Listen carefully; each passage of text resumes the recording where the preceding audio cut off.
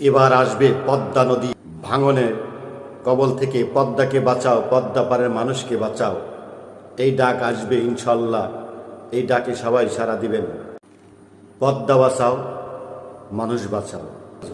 চাঁপাইনবাবগঞ্জ আবারও উঠেছে একটি স্লোগান, পদ্মা নদী বাঁচাই, পদ্মা পারের মানুষকে বাঁচাই। পদ্মা পার ভাঙনের আওয়াজ, কান্দে কান্দে বাজছে আওয়াজ, কান্দে কান্দে বইছে গোটা চাঁপাইনবাবগঞ্জ থেকে রাজশাহী। যেদিকে তাকাই মানুষ বলছে পদ্মা মরলে পদ্মাও মরবে, আমরা মানুষও মরব, তাই পদ্মা নদীর পাশে দাঁড়াও। পদ্মার বুক ফুইটা ভাঙন যেভাবে আগাইতেছে, তাতে বহু ঘর বাড়ি, ফসলের জমি আর রাস্তাঘাট গিলা খাইতেছে নদী। কৃষকের জেলে খেটে খাওয়া মানুষ সবাই চিন্তিত। কেউ বলতেছে সরকারের দরজায় গিয়ে কই, পদ্মা বাঁচাও, আমাগো বাঁচাও।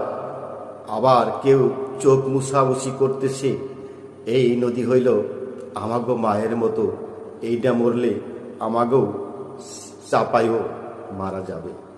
এবার পদ্মা বাঁচানোর দাবি নিয়ে তরুণরা এখন মাঠে নামছে।